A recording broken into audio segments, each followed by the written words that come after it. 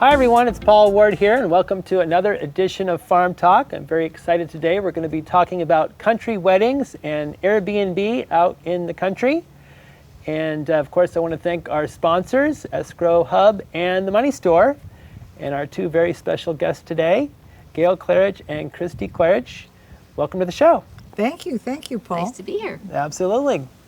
Gail, let's just set the stage for folks that are listening, folks that are watching on YouTube can see all of this. You have a beautiful 15-acre property and you live in basically a converted barn, a barn house. Yes, yes. And what is the name of your ranch? Country Meadow Ranch. Country Meadow Ranch. And we're in the heart of Ventura County, California. Somis, California. Most people don't know where that is. No, we're about halfway between Los Angeles and to the south and Santa Barbara to the north. We like to say it's a hidden gem. Hidden gem, absolutely. And so how did this property, first before we get into the whole wedding conversation, how did this property come to be? It came to be because we lived in Northridge and we were not ready for it, and the Northridge earthquake hit in 1994. And this beautiful home that we had spent 3 years building, a beautiful country manor house, and it was on 3 acres on a private lake. It was so beautiful, and all of a sudden that earthquake hit, and we were devastated. My daughter Christie was due to get married 4 days later there. We had the whole property. I don't think I could have fit one more pansy in the ground. And, you know, she was devastated. The place that they were going to move into was red tagged, and we were just shocked. And it was like, now what? And it got to the point where we had to literally turn our house over to the bank. We had so much damage that it was not worth putting any more money into the property. And so I signed over the deed to the bank. It's called a deed in lieu of foreclosure. And my husband and I drove up and down the coast of California thinking, where are we going to go? We didn't know where we were going to go. Just lost, you know. Right. And out of money. All of that equity I thought I had was gone. Right. And so we ended up thinking, because I was an interior designer, that I had to stay near the Pacific Design Center in Los Angeles, because we would have loved to move up to Santa Barbara, but that wasn't going to work. Too far, too long of a drive. Right. So we ended up stopping in Thousand Oaks and Westlake, and we thought that was a perfect spot. You know, it was lovely. And so we rented a home there temporarily because we didn't know where we were going to buy. I didn't even have any money to buy a house. Right. And we rented, and Christie and her husband at that time moved in with us. Because after we weren't able to do the wedding, my husband says, come on, let's get these kids married. They were so sad. They'd lost their wedding. Right. And he found a judge up in Santa Barbara, and we drove up to Santa Barbara, and they were married on the lawn of the Biltmore, right in front of the ocean. And I was the maid of honor. My husband was a photographer. It was kind of That was my wedding. So that you was it. eloped, basically. Yes. Okay. And so, you know, we felt bad about losing out on the weddings. Sure. So we ended up opening a store in Westlake Village. I was right next door to Gelson's Market. We had a common wall. And this was an interior design store? Yes, and I opened an interior design store. And I remember thinking to myself, I cannot afford to buy nylons. And I mean, these are the days when you wore nylons and high heels to work. I'm sure some of our listeners and watchers don't even know what that is. They know. But yeah, some will. So the lady that I was renting the unit from said, I'll loan you $25,000 so you can do your tenant improvements. I had told her the whole story of how I lost my home, etc. And she said, you'll do fine here. And within a very short period of time, 2 different ladies came in who were very wealthy. And they says, oh, you're new here. And I says, well, I'm not new, but I'm new here. And I told them what happened. She said, oh, you want to come up and see my house? I said, okay. She had the largest home in Ventura County. And that was an enormous house I got to decorate. And I just couldn't do it fast enough. Right. And then the other lady had just sold her company for $200 million, and she says, I bought 2 houses, and can you do them both real quick? You bet I can. Right. So it wasn't through pricing, it was through volume. I had so much volume of work that I was back up on my feet in no time. Okay. And we rented for 3 years, and then we finally had just enough money to maybe put a down payment on something. And my husband said, why don't you go look out there where we used to ride our motorcycle through? My husband would ride a motorcycle, and I would sit on the back, and we would love to go through the countryside here. I mean, if nobody's ever driven through Somis, you have no idea how beautiful it is back here. Right. And so I came looking, and I told the realtor, I'll tell you what I'm looking for. I want an old ranch that has an old barn, and then I also want it to have no CC&Rs and no homeowners association. That's the only prerequisites. I don't want anybody telling me what color flowers I can plant. Right. So. And this barn was a barn. I mean, there It were was a barn. horses living in the barn. Falling Yes. down. Not It people was- living in the It barn. was really In fact, bad. Seabiscuit used to train here. Oh, really? I certainly didn't know that at the time. Right. But the reason we wanted a barn is that my husband had a car collection, which in the earthquake, we lost some of the cars. It was just horrible. Right. So we thought if we found a place with a barn, he could use the barn for the cars. I had no intention of living in the barn. Ah, okay. And people say to me, oh, have you always wanted to live in a barn? I go, no. So that was going to be for his collection. Yes, yes. Interesting. And I thought as a designer, I can design and build a nice home out here. When I can afford it, I can build a home. Sure. But for now, it had 2 guest houses. And Christie and I, we decorated these little guest houses. They were built in 1937, so we made them look like 1937, you Sure. know. They weren't Beverly Hills. So what made you then go aha and say, I'm going to convert the barn to our house? What was that moment? A real simple answer. I didn't have enough money to build the house. Well, we built- actually, we yeah. started redoing the barn, and she has 6 grandkids, and she thought, oh, it'll be a great bonus room. I'll put a pool table. They can have parties in here. Right.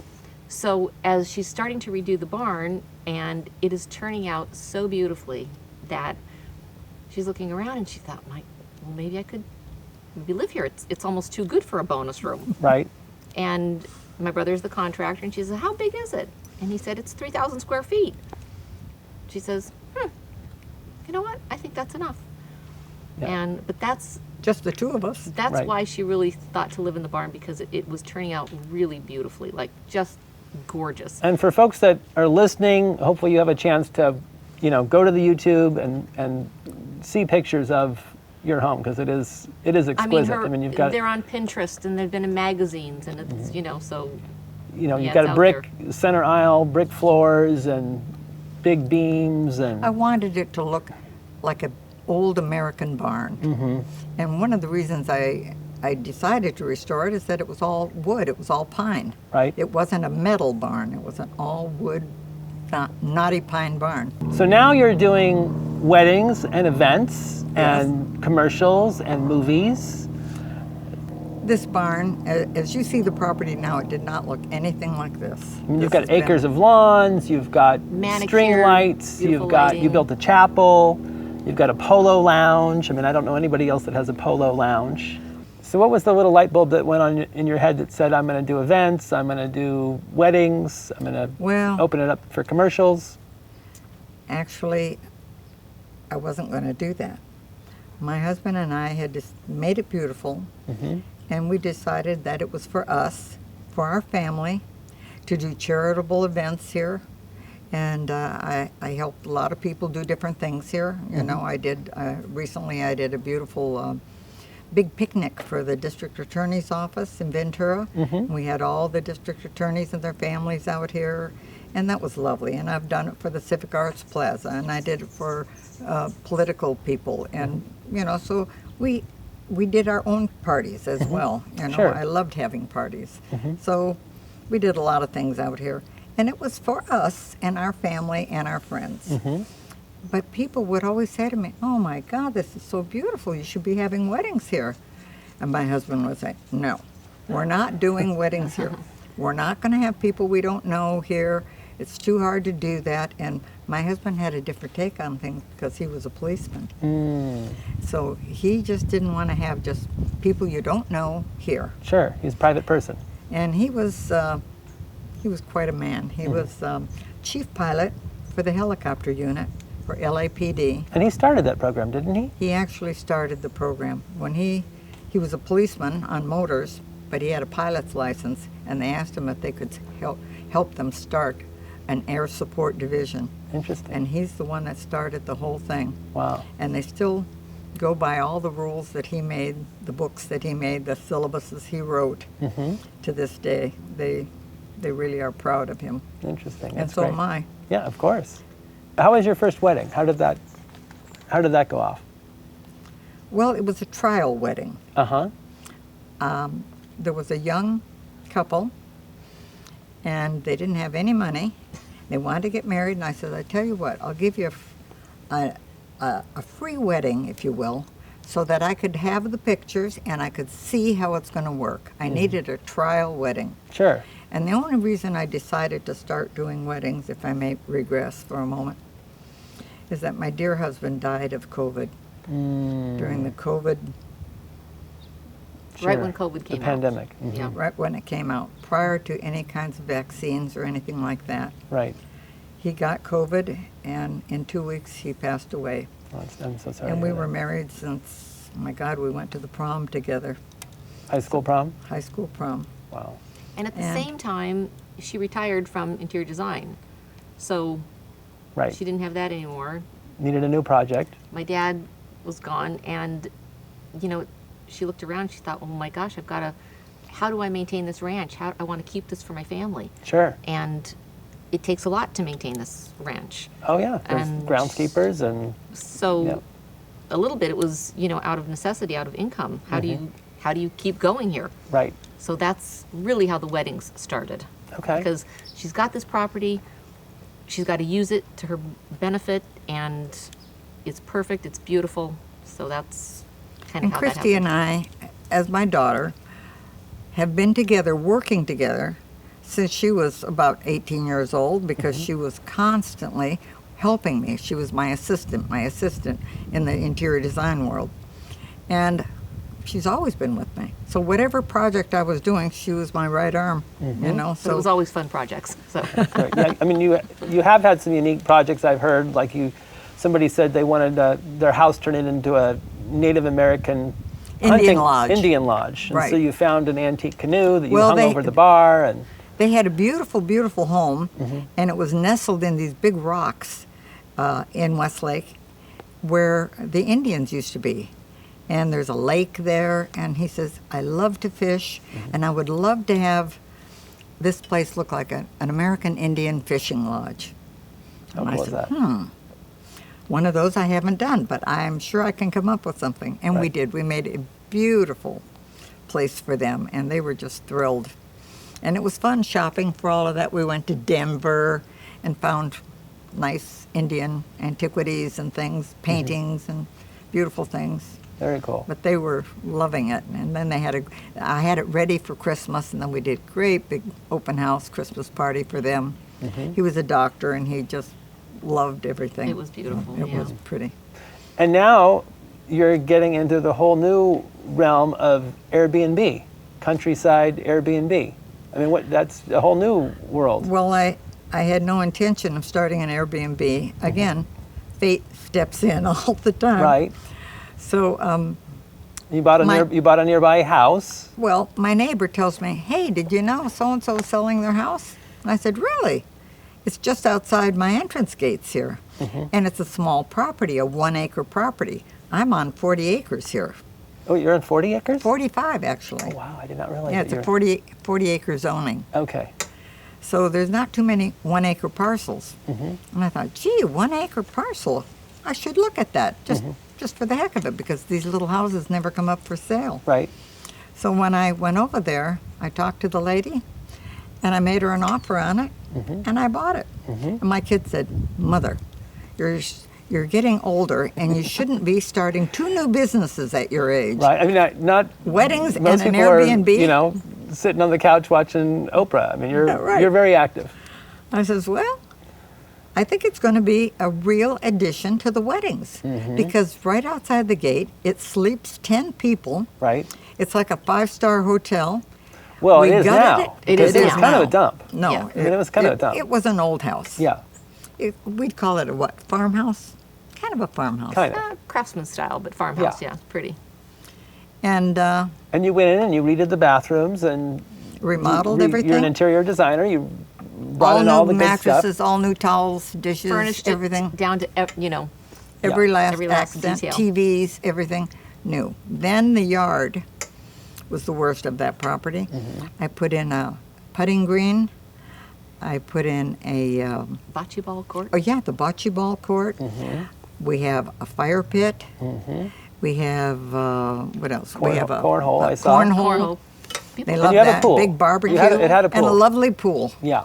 And then I did all this beautiful lighting, the outdoor lighting, the market lights, and the whole backyard lights up at night. It's so pretty. And in the front yard, I take no credit for it. It was there, but it was a beautiful labyrinth, all stone labyrinth. Stone that you circles, and it's just beautiful. Gorgeous, and beautiful fruit trees out in front. Big apple tree, lemon tree, orange tree, pomegranates. I mean, Right. my God. And you're getting incredible amount of money Yes. at top dollar, I would say, for that Well, market.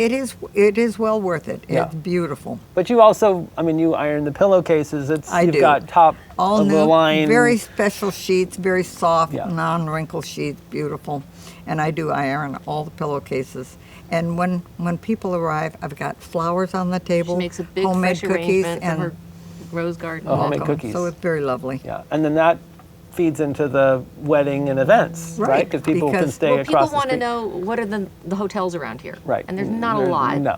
So we always mention that, we do have the Airbnb, it sleeps 10. So they use it for the wedding party, the bridesmaids, or their in-laws are coming, People from out of town, Mm-hmm. everybody's got people from out of town. Right. And I would imagine there's the LA crowd who want to just get out of the city for a couple Yes, days and they do. unwind and before And they have to go back I to always the ask, I say, oh, what brings you to our Somis? right. And, they'll say, we just want to get out of the drugs of LA for right now and come to the beautiful part of the world, And I say, oh, great. Right. And Yeah. it's so quiet here. It's just lovely. Yeah. Sometimes I have to pinch myself that I really live here. Mm-hmm. I'll come out and say, boy, do I really live here? Right. So nice. And you also occasionally you do movies and commercials and Well, we were fortunate to have someone call us and ask us if they could do their movie here, and it was Ben Affleck, and they did all the very beginning of Pearl Harbor, okay. where the airplanes were flying. It's before the credits even roll. Interesting. It showed all the airplanes flying over these 2 little boys that got into this airplane, and it started, and how they flew around. I'm gonna have to go watch that movie again.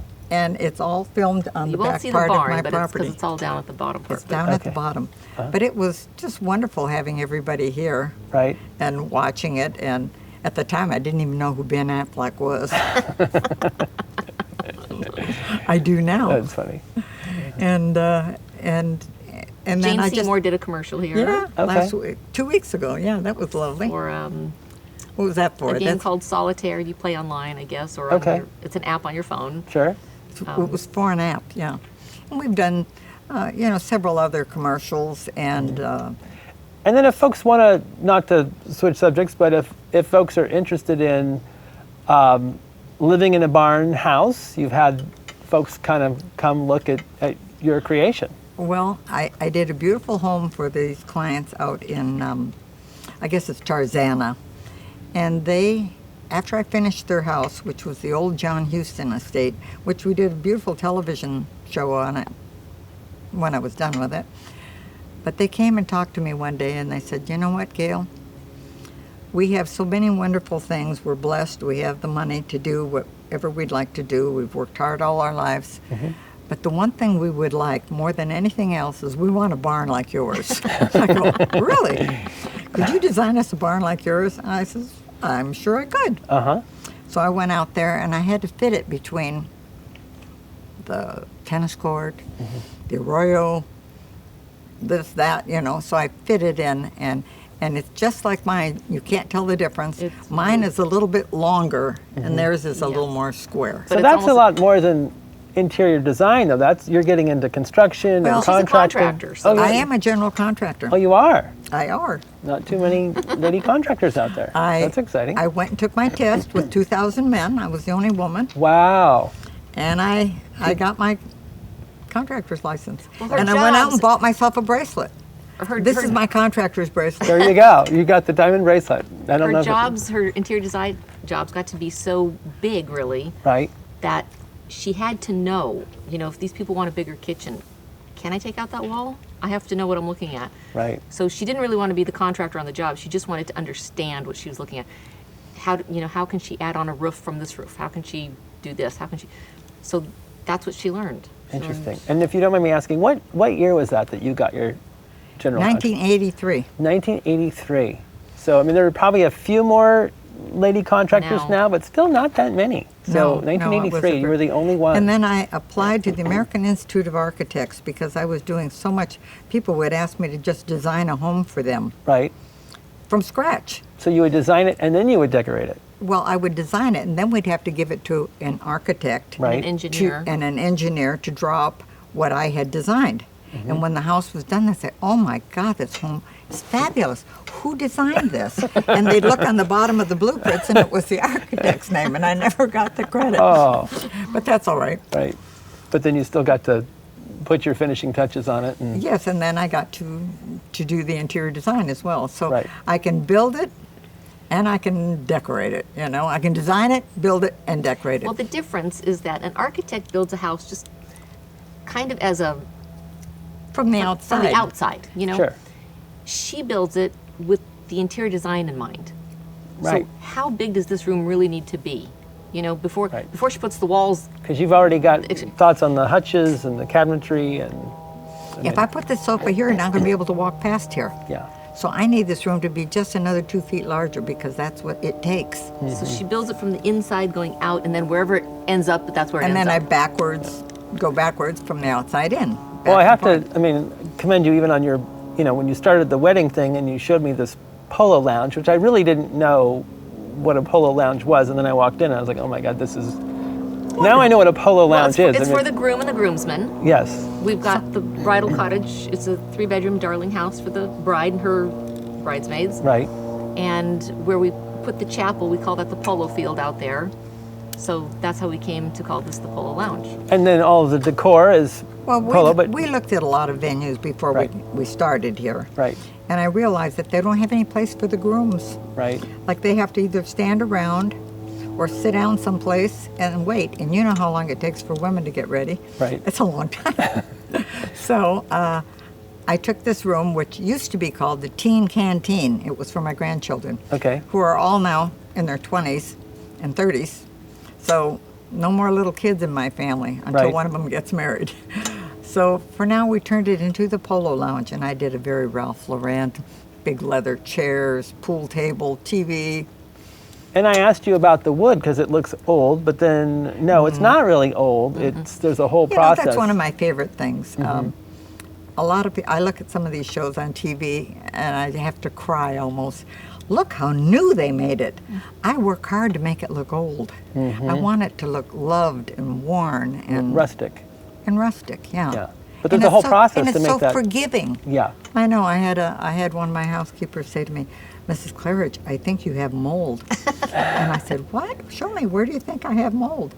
Turns out it's a crackling effect that I do on the painted surface that looks so beautiful. Right. I says, I think that costs a lot of money to get it to look like that. I think it's your okay. moldy walls. It's a team of men that come in, and you're right, it's a process. A step by step by step takes a long like time. 5 steps to get it to look crackled and wonderful. Yeah, it's incredible. So by being, I'm not an architect. What they call me is a professional affiliate. So I can design, but I'm not an architect. So what makes your wedding venue stand out from other properties that are doing something similar? Well, I have to say, it's really not for everyone. It's for someone really special who wants to make this day very, very special. I just spoke to a bride who's going to be having her wedding here. And I said, you know, I think this is like one of the most important days of your life. It shouldn't be in by 8, out by 10, next wedding, you know, one's leaving, one's coming. I didn't want it to be like that. If you need 2 days, I'll give you 2 days. It's just, I want to help you have the most wonderful wedding you could ever have. I'm not interested in volume as much as I am quality. Interesting. So and you've got the Airbnb across the street, right? So I have the Airbnb, and I don't know anyone else that has a chapel. I built this beautiful chapel. Wow. So after my husband passed away, I built the chapel as a remembrance to him as well, and a wonderful place for the weddings, and it's just adorable.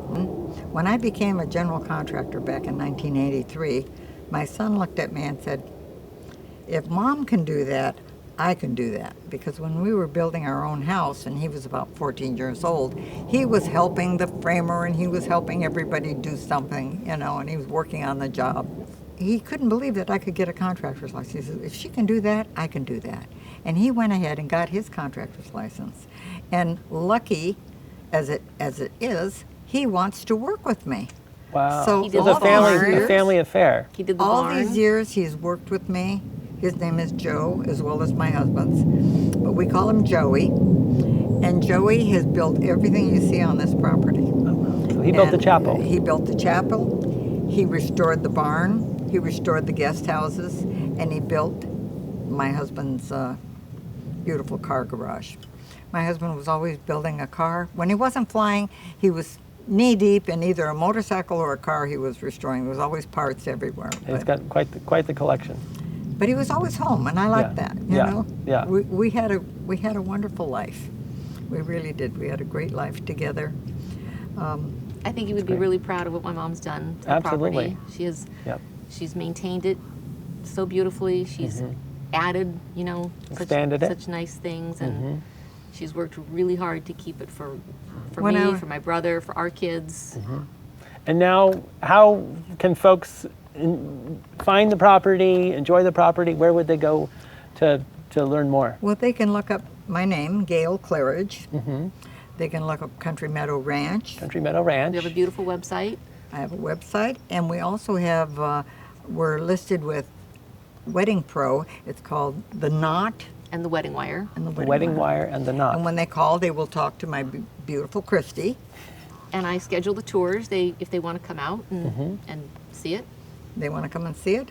I show them, Everything. you know, all around. I show them everything. I take them to the Airbnb. I take them to the bridal cottage that I have here, which And it's is not really just lovely. it's not just weddings. It's also events and Yes. commercials and all that good stuff. I need to keep it going for my children, you know, because I'm there. I don't need another thing, you know. But you know, great. Christie And my two kids live here at the ranch. Oh, they do. They do. So Okay. my son lives in one guest house, and my daughter lives above the garage, actually, in an So you apartment. Putting them to work. Well, they didn't want me to be alone here after my husband passed away, so Gotcha. at least they're adults. Sure. And I'm not lonely, and if I need something, they're here. Right. And I always have guests here, so. Sure. And I thought that the weddings would make me happy because it was such a sad time for me. And the weddings, you know, I meet so many wonderful people, and I'm a part of this for them. I'll help them in any way I can. That's my nature, to help them. Right. And the ladies are just thrilled. So I love doing it. I didn't know it'd be so much fun, but it is. Sure. And Christie is the biggest part of it because she answers all the phone calls. She takes care of all the scheduling. And she's been just wonderful. So look us up. Absolutely. Well, Gail Claridge and Christie Claridge, thank you so much for being our guest on this edition of Farm Talk. Thank you.